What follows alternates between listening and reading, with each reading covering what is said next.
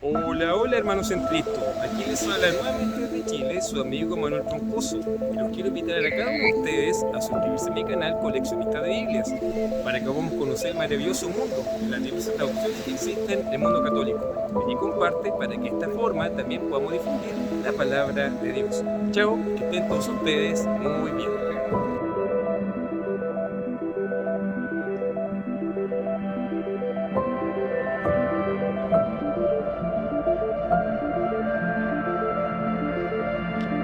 En esta oportunidad, queridos hermanos, haré la revisión de 7 textos bíblicos de esta hermosa Biblia de nuestra Santa Iglesia Católica que lamentablemente no se publica en la actualidad.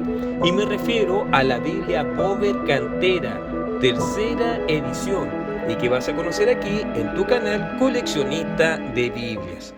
Los textos que vamos a analizar, hermanos, para ver su traducción y sus comentarios son los siguientes: Isaías capítulo 7, versículo 14, San Mateo capítulo 6, versículo 7, San Mateo capítulo 16, versículos 18 y 19, San Juan capítulo 1, versículo 42, San Juan capítulo 2, versículo 4, Hechos de los Apóstoles capítulo 20, versículo 28 y Primera de Corintios capítulo 9, versículo 5. Entonces vamos a hacer la revisión, hermanos, de esta Biblia, como ya les mencioné, que es la Sagrada Biblia Bover Cantera, tercera edición, y que vamos a hacer la revisión de los textos bíblicos. Bien, hermanos, entonces vamos a buscar el texto de Isaías, el libro de Isaías. Vamos a buscar acá entonces el texto de Isaías, capítulo 7, versículo 14. Vamos a ver cómo lo traduce en Bover Cantera. El texto de Isaías, capítulo 7. Acá tenemos el capítulo 7, libro de Isaías, capítulo 7. Y vamos a buscar el versículo 14. Versículo 14. Vamos a dar vuelta a la página, hermanos, para buscar el versículo 14. Entonces, vamos a hacer lectura del texto. Entonces dice así en el versículo 14. Pues bien, el Señor mismo os dará una señal.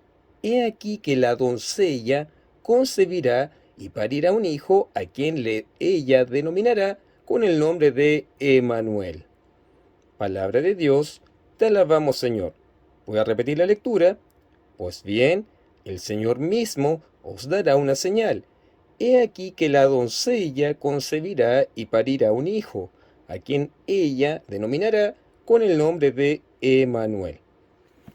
Entonces vamos a ver qué es lo que dice el comentario de acá de la Biblia Bover Cantera en el versículo 14. Dice lo siguiente: la doncella o una doncella. En todo caso, como dice Home, determinada para el profeta. Esa virgen es la madre de Jesús, según formal atestación de San Mateo. Entonces aquí identifica a la doncella como la madre de Jesús, según formal atestación de San Mateo. Y Emanuel, Dios con nosotros, designa el Mesías, figurado en ese niño que se piensa sea directamente el futuro rey Ezequías. Entonces, hermanos, ahí tenemos lo que dice el comentario: la doncella o una doncella, en todo caso, como dice John, determinada para el profeta. Esa virgen es la madre de Jesús, según formal atestación de San Mateo. Aunque aquí diga doncella, la traducción está correcta, hermanos, que diga doncella. ¿Y por qué razón está correcto? Porque en el hebreo se traduce como doncella o una muchacha joven. Pero recordemos que la Septuaginta griega la traduce por virgen.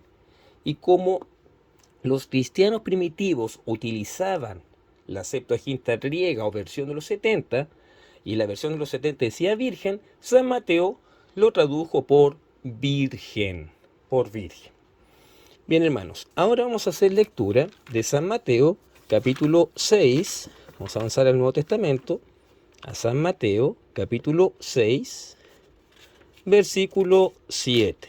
Entonces aquí tenemos el libro de San Mateo, como usted lo puede visualizar, capítulo 6, y vamos a buscar el versículo 7, que dice de la siguiente forma el 7.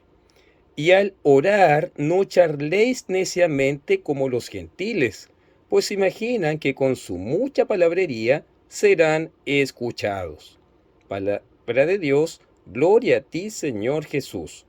Y al orar no charléis neciamente como los gentiles, pues se imaginan que con su mucha palabrería serán escuchados. Entonces aquí, hermanos, claramente dice no charléis neciamente, es decir, hablar mucho, palabrería, lo que no corresponde para nada a la traducción errónea de la Biblia Reina Valera 1960, porque la 1909 lo traduce bien, al igual que todas las anteriores, en donde dice vanas repeticiones. Porque recordemos que la palabra vanas repeticiones no aparece en el griego. Y es un invento de la Reina Valera 1960. Y vamos a ver qué es lo que dice el comentario con relación al 7. Entonces dice acá: no es lo mismo oración palabrera con oración vocal muchas veces repetida. ¿Cuál fue la del Señor en el huerto? Entonces, hermano, aquí más explícito no puede ser. Y responde a la mala traducción de la Reina Valera 1960, en donde dice, no es lo mismo oración palabrera que oración vocal muchas veces repetida. ¿Cuál fue la del Señor en el huerto? Entonces, aquí tenemos una excelente explicación del texto de San Mateo, capítulo 6, versículo 7. Ahora vamos a avanzar 10 capítulos más y vamos a avanzar a San Mateo, capítulo 16, que tenemos acá. San Mateo, capítulo 16, versículos 18 y 19. Versículos 18 y 19 que están acá. Entonces acá estamos en el 14. Y acá ya tenemos donde dice 18 y 19. Y yo a mi vez te digo que tú eres Pedro, y sobre esta piedra edificaré mi iglesia, y las puertas del infierno no podrán contra ella. Te daré las llaves del reino de los cielos, y cuanto atares sobre la tierra quedará atado en los cielos, y cuanto desatares sobre la tierra quedará desatado en los cielos. Gloria a ti, Señor Jesús. Voy a hacer la reiteración de la lectura en donde dice, y yo mi vez te digo que tú eres Pedro, y sobre esta piedra edificaré mi iglesia, y las puertas del infierno no podrán contra ella. Te daré las llaves del reino de los cielos, y cuanto atares sobre la tierra, quedará atado en los cielos, y cuanto desatares sobre la tierra, quedará desatado en los cielos. Vamos a ver qué es lo que dice el comentario. Entonces, acá 18 y 19. Entonces vamos a colocarlo acá.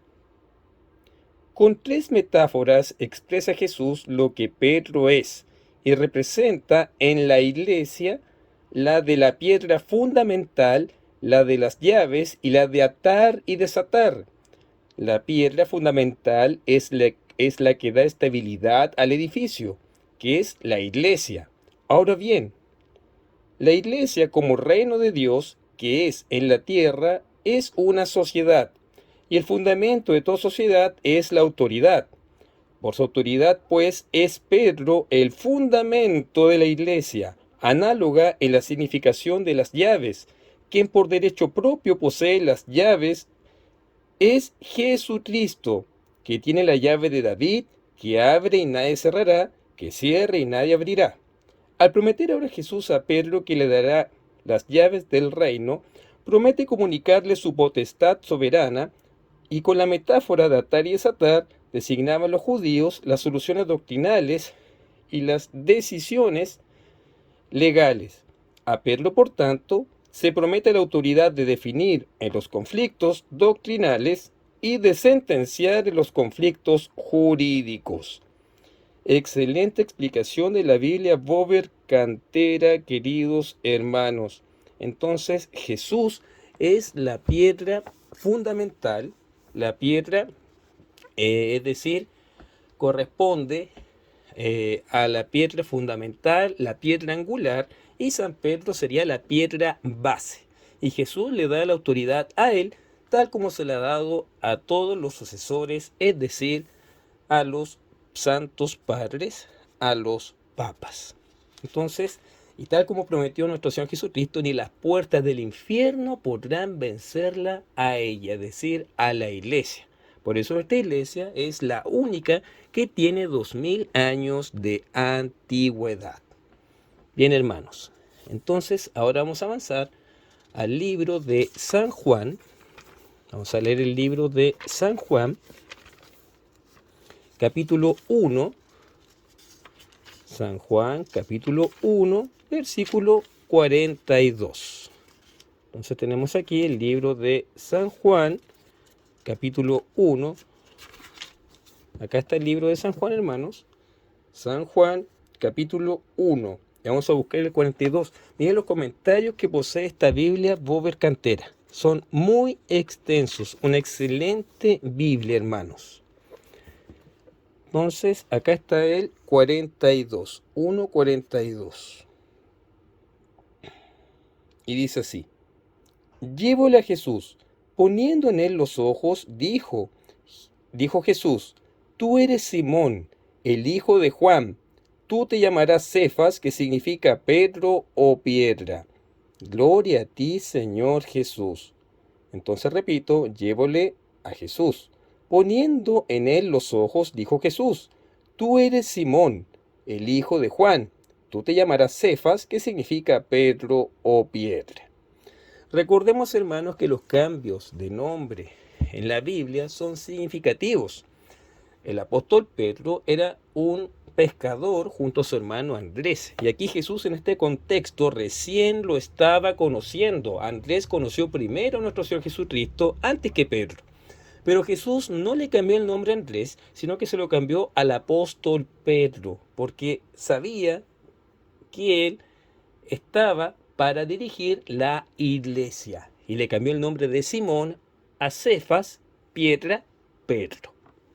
Vamos a ver qué es lo que dice el comentario de Juan 1:42, que dice así: Jesús mira cariñosamente al recién llegado, le llama por su nombre y apellido, le anuncia un nombre nuevo, rasgos todos de estima y delicadeza que cautivaron para siempre el corazón de Pedro. Hermoso comentario. Entonces Jesús mira cariñosamente al recién llegado, le llama por su nombre y apellido, le anuncia un nuevo nombre, rasgos todos de estima y delicadeza que cautivaron para siempre el corazón de Pedro. Bien, ahora vamos a hacer lectura del siguiente capítulo, capítulo 2, y versículo 4, en la boda de Caná. Entonces aquí estamos en el libro de San Juan, capítulo 2, y vamos a hacer lectura del versículo 4. Y le dice, y le dice Jesús: ¿Qué tenemos que ver tú y yo, mujer? Todavía no ha llegado mi hora. Gloria a ti, Señor Jesús. Lo repetiré. Y le dice Jesús: ¿Qué tenemos que ver tú y yo, mujer? Todavía no ha llegado mi hora.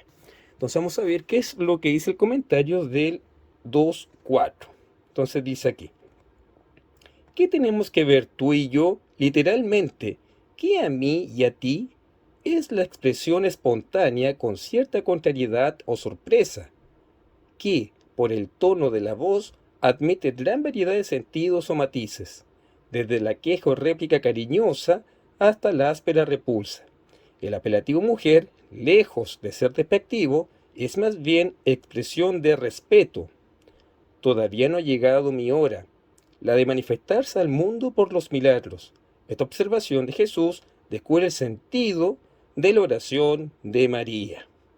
Entonces, hermanos, aquí nos damos cuenta que nuestra Madre, la Virgen Santísima, por su petición, por su oración y por su ruego, ella hizo que nuestro Señor Jesucristo realizara su primer milagro aquí en la tierra, en las bodas de Caná, cuando transformó el agua en vino. Ahora vamos a avanzar a Hechos de los Apóstoles, capítulo 20, versículo 28. Excelentes los comentarios de la Biblia Bover Cantera, que lamentablemente no se publica y que se hicieron 6 ediciones y que fue reemplazada por la Biblia Cantera Iglesias. Entonces, hermanos, aquí estamos en Hechos de los Apóstoles, capítulo 20, y tenemos que buscar el versículo 28. Versículo 28. Vamos a buscar acá entonces el 28, que dice de la siguiente forma: mirad por vosotros mismos y por toda la ley, en medio de la cual el Espíritu Santo os puso por obispos para pastorear la iglesia de Dios, que Él hizo suya con su propia sangre. Palabra de Dios, te alabamos, Señor. Entonces dice, mirad por vosotros mismos y por toda la ley, en medio de la cual el Espíritu Santo os puso por obispos para pastorear la iglesia de Dios, que Él hizo suya con su propia sangre. Entonces vamos a buscar el comentario del 28. Entonces el comentario del 28 dice así. Dice, obispos. En el sentido que hoy se da la palabra, tal es el sentido que se da constantemente a este texto en los documentos del magisterio eclesiástico. La iglesia de Dios, que Él hizo suya con su propia sangre, testimonio de la divinidad de Jesucristo. Entonces, hermanos, en el comentario dice obispos en el sentido que hoy se da la palabra, Teología de San Pablo, página 534-539, tal es el sentido que se da constantemente a este versículo en los documentos del magisterio eclesiástico. Entonces recordemos que en aquella época de los Hechos de los Apóstoles, los obispos eran aquellos que andaban de un lugar a otro y aún no estaban en una ciudad determinada, un punto fijo. Y más adelante el obispo, episcopos, iba a ser quien iba a estar a cargo en alguna comunidad cristiana, en alguna ciudad importante. Bien, y finalmente vamos a llegar a Primera de Corintios capítulo 9. Primera de Corintios capítulo 9. Acá está Primera de Corintios capítulo 9. Primera de Corintios capítulo 9, versículo 5, que dice así en el 5. ¿Acaso no tenemos derecho a traer con nosotros una mujer hermana, lo mismo que los demás apóstoles y los hermanos del Señor y Cefas? Palabra de Dios, te alabamos, Señor. ¿Acaso no tenemos derecho a traer con nosotros una mujer hermana, lo mismo que los demás apóstoles y los hermanos del Señor y Cefas? Entonces, hermanos, aquí ustedes se dan cuenta que San Pablo aquí se refiere a traer mujeres hermanas y no mujeres esposas para atender a los discípulos del Señor mientras predicaban y realizaban la obra encomendada. Comentario no trae a pie de página, sería el único texto que no trae comentario a pie de página, si usted se da cuenta. Entonces, de esta forma, queridos hermanos, terminamos la revisión de la Sagrada Biblia Bover Cantera, y que conociste aquí sus comentarios en estos 7 textos bíblicos aquí en tu canal Coleccionista de Biblias. Bien, hermanos, Recuerda suscribirte a mi canal Coleccionista de Biblias para que podamos conocer el maravilloso mundo de las diversas traducciones que existen en el mundo católico. Dale like a este video para que más personas puedan conocer el contenido de este canal y de esa forma también podamos evangelizar a nuestros hermanos. Recuerda leer la Biblia todos los días por 15 minutos y pide al Señor que te quite la soberbia, el orgullo y que puedas interpretar las Sagradas Escrituras como lo establece la Santa Madre de la Iglesia, es decir, mediante la tradición apostólica y el magisterio de la Iglesia. Porque como ustedes muy bien lo saben y como lo señala el texto de 1 Timoteo capítulo 3, versículo 15, que la Iglesia es el fundamento y la base de la verdad. Es decir, la Iglesia es la única encargada de interpretar las Sagradas Escrituras porque es el fundamento y la base de la verdad. Bien, hermanos, nos vemos en un próximo video, si Dios así lo quiere, y que Santa María, siempre Virgen, ruegue por cada uno de nosotros. Chao, y que estén todos ustedes muy bien.